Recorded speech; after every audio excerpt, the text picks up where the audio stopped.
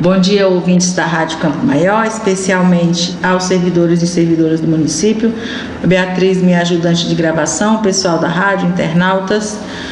Hoje são 3 de maio de 2025, eu sou Águida Maria e este é o programa Sindicato em Destaque, uma realização do Sindicato dos Servidores Públicos Municipais de Xeramubim, que traz assunto do interesse dos servidores. E para hoje nós temos as manifestações do dia 1º de maio e também a audiência pública do último dia 25 sobre a emenda constitucional 103. Eu lembro a você que a gente está com a nossa sede aberta de segunda a sexta, de 7 às 17 horas, na rua Dias Ferreira 103, e também atendemos pelo telefone 34410046 e pelo WhatsApp 997233133.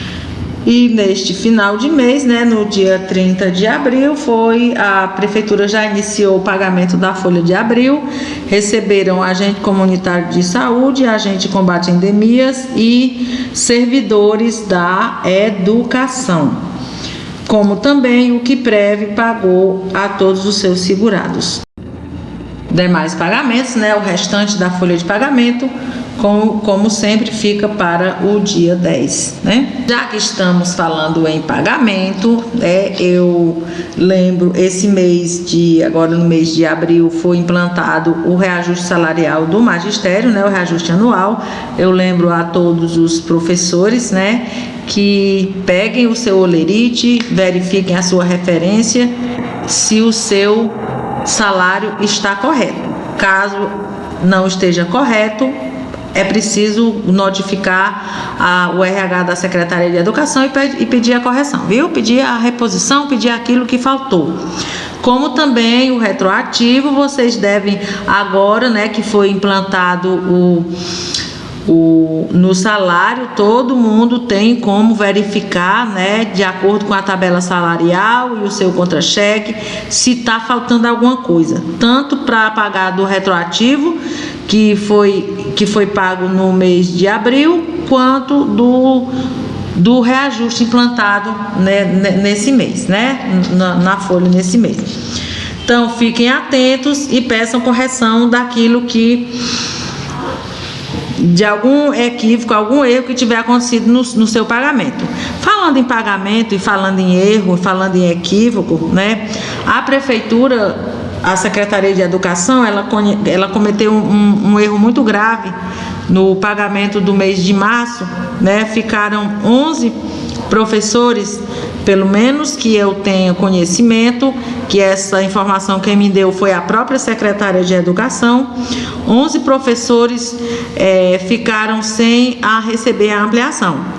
11 professores que trabalharam no mês de março às 40 horas e só receberam as suas 20 horas do concurso, E essas pessoas comunicaram ao RH e a secretaria ficou de fazer uma folha complementar, e essa folha complementar não foi paga, de modo que chegou o final do mês, a última semana do mês, aí disseram: a gente paga junto com o salário de abril. Isso é correto? Não é, eu já falei sobre isso na semana passada. Não é correto nem que a folha de pagamento tenha defeito,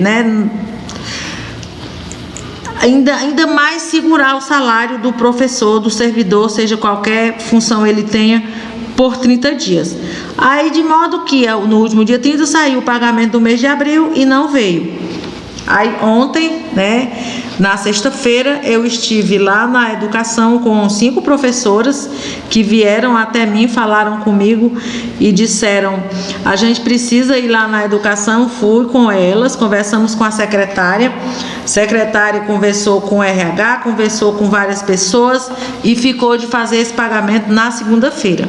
Então, estamos aguardando que a Prefeitura, e a Secretaria de Educação honre o seu compromisso e pague imediatamente o salário que está devendo aos professores, porque isso é um absurdo que o trabalhador trabalhe e no final do mês ele não tenha salário na sua conta.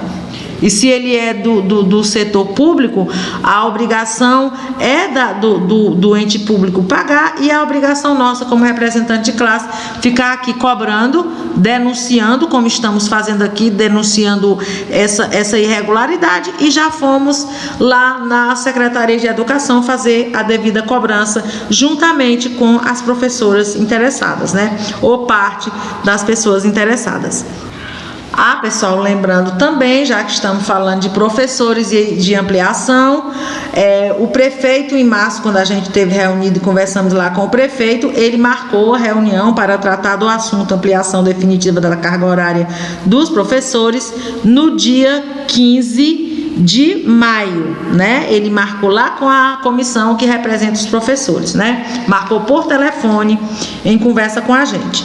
Então, no dia 15 de maio, essa reunião está marcada, e também ele falou que ia receber a comissão da campanha salarial na primeira quinzena de maio. Então, dá bem certinho para fazer essas duas reuniões no dia 15, é o que a gente vai pleitear aqui junto com a Prefeitura Municipal, né? Tentar colocar aqui no dia 15 as duas reuniões, tanto a reunião da ampliação da carga horária, quanto a reunião da campanha salarial. Pessoal, e agora a gente vai falar sobre o dia 1º de maio, né? Só relembrando a vocês que o dia 1º de maio, ele existe por conta da luta dos trabalhadores, né? Por direitos, por melhorias, né? nas condições de trabalho. Lembrar você que na época que iniciou esses confrontos que deram origem ao 1º de maio, que foi o confronto entre trabalhadores, manifestantes e polícia, né? Lá nos Estados Unidos, inclusive com mortes de muitos trabalhadores e prisões também, e condenações. A luta era por uma carga horária de 8 horas. Nessa época, em 1886, o Brasil ainda estava na escravidão, né? Vamos lembrar que a nossa abolição é de 1888. Os países aí onde já havia acontecido a Revolução Industrial, né? Já estavam sendo industrializados, havia muitos trabalhadores urbanos que trabalhavam entre 10 e 16 horas por dia, né? Ainda havia em alguns países a carga horária de 16 horas, vejam só. E a luta dos trabalhadores era para trabalhar 8 horas por dia, né? Eu não vou fazer histórico aqui porque não vai dar tempo de fazer, né? A gente vai fazer um histórico do dia 1º de maio no outro dia, né? Porque hoje tem muita coisa, porque tem a audiência também da semana passada que a gente não teve como fazer, que a audiência foi na sexta-feira à tarde, né? Então eu vou passar aqui hoje só dizer que existe uma pauta nacional, né, para este 1º de maio, uma pauta de reivindicação, porque além de cultuar a memória daqueles que nos antecederam, a gente também luta pela nossa pauta, a gente reafirma as nossas pautas, né? A pauta nacional é basicamente a escala 6x1, a PEC 32, a isenção do imposto de renda para o trabalhador que ganha até R$5.000, a manutenção do regime jurídico único e sem anistia para golpistas. Basicamente isso. E a nossa pauta aqui no Quixeramobim, né, a nossa pauta principal é o que? É PCCR para todas as categorias, é reformulação do PCCRM da educação, é reajuste imediato para todos os servidores que ganham acima do salário mínimo, é reajuste também para aposentados que ganham acima do salário mínimo, é o piso extensivo, o piso do magistério extensivo aos professores aposentados, é a ampliação definitiva da carga horária, calendário oficial de pagamento, concurso público com vagas suficientes, insalubridade para todos aqueles que têm direito, além de um percentual adequado de insalubridade, é gratificação para os professores de sala inclusiva, né, como manda a lei, por exemplo, entre outras, né, outras questões que estão dentro da nossa pauta de reivindicação, né, que foi reafirmada toda a nossa luta neste dia 1º de maio. A gente chamou para a manifestação lá em frente à Praça da prefeitura, né? Quem não foi quem perdeu, né? Porque aqueles que estavam lá lutando pelos direitos, né? De todas as categorias, né? De todos os servidores públicos. Então, é lamentável para quem não foi, né? E assim, a gente estava lá, a gente chamou e a gente foi porque a gente acredita que é unindo forças, que é se engajando na luta, né? Que é o servidor se engajando na luta juntamente com o sindicato, que a gente vai conseguir as vitórias que a gente precisa, que a gente vai conseguir tudo aquilo que tudo aquilo pelo que a gente está lutando. Por que a gente acredita nisso? Porque a gente tem as provas históricas que só acontecem as coisas desse modo, né? Só quando está todo mundo engajado, mesmo que não seja todo mundo, mas que seja uma grande parte de todo mundo, é que as coisas realmente acontecem, é que consegue fazer pressão e as coisas realmente acontecem. E nesta semana também, nos dias 28, 29 e 30, houve manifestação, né? Ainda que em alusão ao 1º de maio, aconteceu a marcha da classe trabalhadora lá em Brasília, né? Envolvendo o serviço público e o serviço privado também, rurais, todo mundo, porque foi uma marcha promovida pela CUT, né, e outras centrais sindicais, a Confetan, a FETANS, estava todo mundo presente, a Internacional do Serviço Público, estava todo mundo engajado nisso. O Sindicec não mandou representante dessa vez, mas a FETANS esteve lá com os sindicatos que conseguiram, né, arcar com esse movimento lá. Então, aconteceu no dia de abril uma reunião com o secretário-geral da Presidência da República, Marcos Macedo, né, e os representantes de servidores, né, na pessoa da CUT, da Confetan, da FETANS e outras federações estaduais, e onde foram colocados todas as questões e as pautas e as necessidades, né, dos servidores. E nós vamos ouvir agora a fala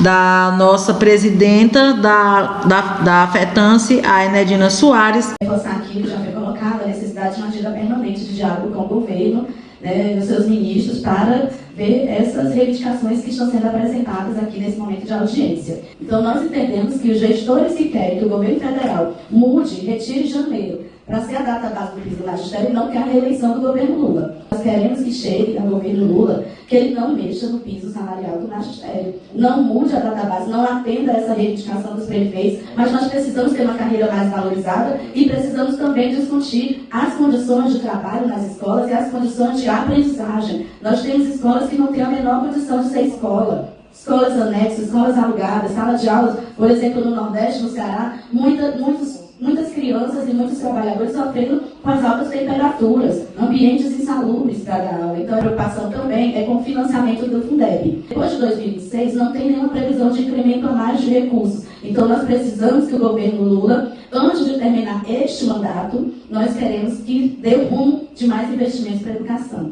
Esse ano também é o ano do Plano Nacional de Educação. É importante que a Confetan, como a nossa entidade nacional, esteja na coordenação desses trabalhos, porque a gente reforça a necessidade de avançar nos pisos salariais dos outros profissionais da educação, o piso salarial da enfermagem, né, a PEC 19, com a garantia das 30 horas e a previsão de reajuste, além do piso dos garis. Então, há inúmeros projetos que tratam de pisos de categorias profissionais e o governo federal também vai precisar ter uma resposta para essa questão. A partir do piso do magistério, piso da agente de saúde, endemias, a discussão em torno da enfermagem e os demais, né? A fila só tem crescido porque todo mundo precisa ter uma carreira. Nós queremos a revogação das reformas de Temer Bolsonaro. Se nós não conseguirmos a revogação dessas reformas, nós queremos a revisão delas.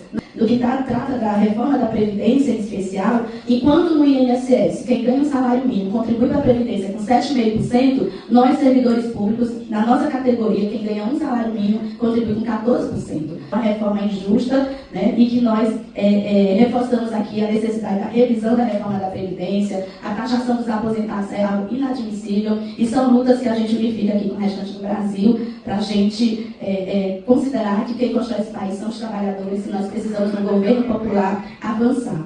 Bom, gente, aí foi a importante fala da nossa presidenta Enedina Soares. A gente está fazendo uma pauta de reivindicação bem significativa, né?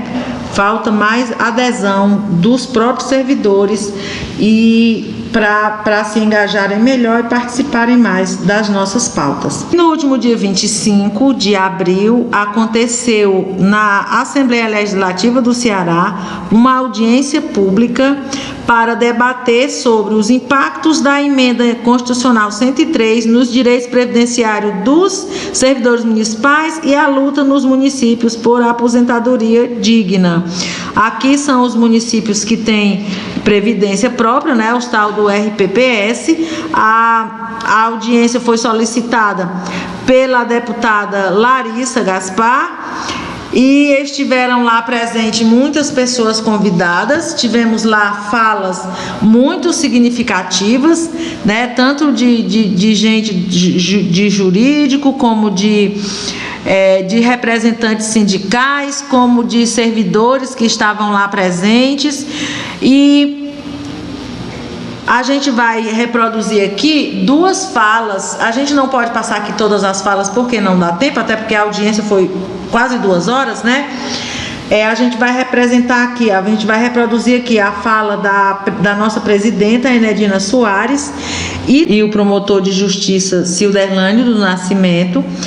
Aí vocês ouçam bem nessas falas, né, para a gente refletir. Equivocada que nós, trabalhadores, precisamos construir a resistência necessária. Nós defendemos que tanto a reforma da Previdência, a Emenda Constitucional 103, como a reforma administrativa e todas as reformas que confiscaram o direito dos trabalhadores, elas possam ser revogadas, porque elas não estão garantindo aos trabalhadores uma vida melhor. Ao contrário, estão impondo retrocessos e empobrecimentos.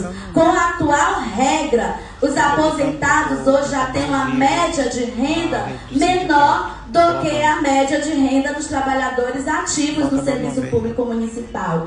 Com a implementação da Emenda Constitucional 103, o empobrecimento é maior, né? E por isso nós estamos aqui, porque nós queremos que todos os trabalhadores, quer seja na sua juventude, quando inicia, né, o seu trabalho, ou já na idade da aposentadoria, ou já na fase idosa, porque nem todos os aposentados, né, os professores se aposentavam, a maioria com 50 anos, agora com a reforma aumenta para 57, né, para boa parte. Então, até mesmo no período onde nós não temos mais a força de trabalho, é extremamente necessário que a gente possa ter uma vida digna. Então, a nossa voz aqui, em nome dos servidores municipais, dos sindicatos organizados na FETANSE, é que é injusto você contribuir uma vida inteira para a Previdência, você ser vítima de reformas cruéis, como a Emenda Constitucional 103, e com tudo isso, a gente não tem ainda a garantia que teremos o direito à aposentadoria justa e paga em dias. Nós não temos essa garantia, sobretudo quem é dos regimes próprios de previdência. Então, por isso que nós nos mobilizamos para estar hoje aqui, porque a fiscalização desses recursos cabe a todos e muitas vezes temos dificuldade de fiscalizar, porque é como se fosse muitas vezes tratado pelas gestões municipais como uma caixa preta, né? E também nós queremos que os órgãos de controle e de fiscalização também nos ajudem a nos orientar, né, a fortalecer esse movimento, porque isso aqui afeta as famílias diretamente, mas afeta toda a sociedade. Nós vivemos em um estado onde a maioria dos municípios sobrevivem de transferências federais Então, a renda dos servidores é muito importante para a economia local e a renda dos aposentados. Então, o empobrecimento da classe trabalhadora empobrece toda a sociedade e afeta a todos. Então, isso nos move, esse sentimento de justiça, de defesa dos direitos previdenciários e de uma aposentadoria digna para todos. Então, parabéns a todos os sindicatos que abraçaram essa luta. E durante todo esse processo, onde se foi aprovada a emenda constitucional 103, nós resistimos, nós fomos às lutas, nós fizemos marchas regionais aqui no Ceará, fizemos marcha estadual, fomos a Brasília, chamamos os trabalhadores à resistência a essas medidas. Mas, infelizmente, elas foram aprovadas, mas nós estamos aqui porque nós acreditamos que ainda é possível reverter e devolver os direitos de quem faz esse país, que são os trabalhadores. Muito obrigada. Efetuar despesas administrativas no percentual de 2%. Então, o que o município efetivamente destinava para a garantia das aposentadorias dos regimes próprios era apenas 9%. A razão do déficit é essa. E é por esse motivo que em relação aos servidores efetivos vinculados aos regimes próprios, que ganham apenas um salário mínimo, e quem ganha um salário mínimo é pobre, contribui por 14%. Enquanto o servidor efetivo, que é vinculado ao regime geral, contribui com 7,5%, que é 6,5% a menos. Isso não é pouco, é R$100 a menos a renda de uma família que já ganha tão pouco, que já tem tantas necessidades. Então, é muito importante compreender a razão desse déficit. É muito importante sair com o encaminhamento dessa audiência pública, uma capacitação detalhada para que cada um de vocês realmente entenda os pormenores desses problemas previdenciários. Estou aqui na frente, existem 2 representantes sindicais de Caririaçu, que sequer o sindicato lá tinha acesso à informação da gestão. Eles lutaram, foram à justiça para terem direito de terem assento na fiscalização daqueles regimes próprios. Isso é importante, o sindicato, e não só o sindicato, como o controle social, compreender, entender, cobrar, estar junto. Porque é muito fácil. Agora vem um estudo do Banco Mundial, o Banco Mundial já está fazendo uma pressão, esse estudo técnico foi divulgado esse mês, que diz o seguinte, o estudo técnico, que a situação previdenciária no Brasil é muito crítica. E se não houver mais arroxo, mais rigor, em 2040, só vai se aposentar quem tiver com 72 anos de idade. Uhum. E em 2060, quem tiver com 78 anos de idade. E o Banco Mundial já está dizendo o que deve ser feito para minorar esses problemas. Diminuir, não existir mais a diferenciação entre a aposentadoria rural e urbana. Diminuir essa diferenciação de aposentadoria por idade para homens e mulheres. E muitas outras coisas que eu não vou detalhar aqui, mas já se antevém novas perspectivas de reforma. Mas o mesmo Banco Mundial não critica que 50% do orçamento do Brasil é uma dívida pública, atualmente 43%. Nunca há um estudo detalhado sobre a rediscussão da dívida pública. E isso já está sufocando não só os trabalhadores, as empresas, que as empresas estão cada vez mais penalizadas com tanta tributação. E isso não é discutido. O sistema financeiro, essa discussão do sistema financeiro, que tem que vir no centro da discussão do Brasil, não vem. Isso tudo está interligado. Então, eu não tenho aqui tempo para detalhar todas as questões que são bem específicas na questão previdenciária, mas que é muito importante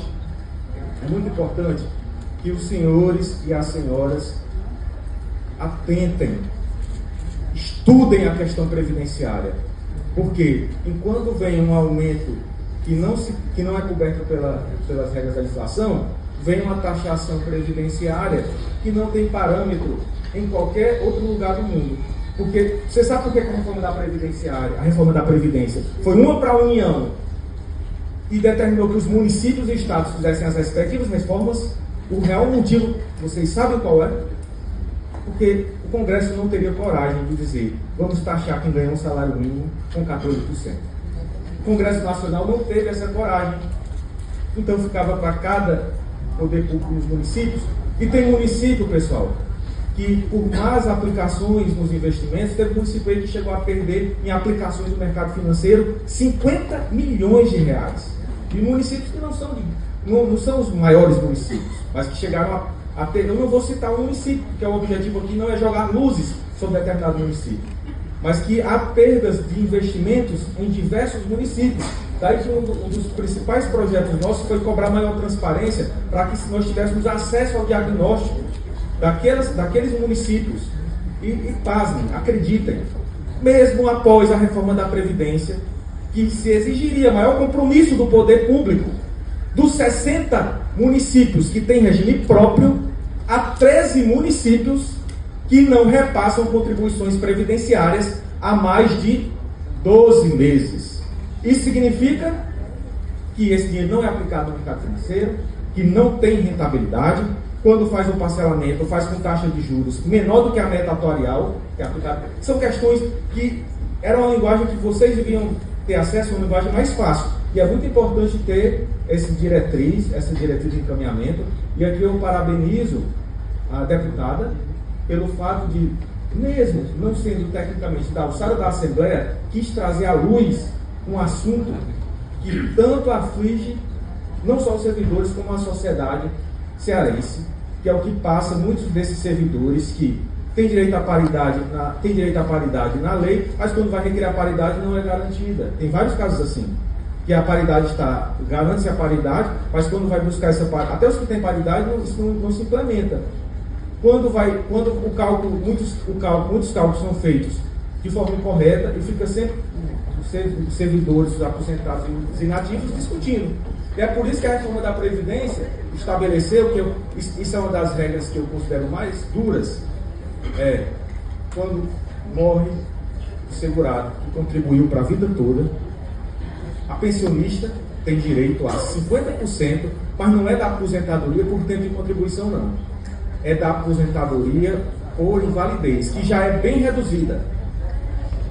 Então, isso já mostra que no momento que aquela família vai necessitar de maior suporte, e querem ainda maior rigor dessas regras previdenciárias. Eu sempre discuto essas questões porque eu não consigo compreender, o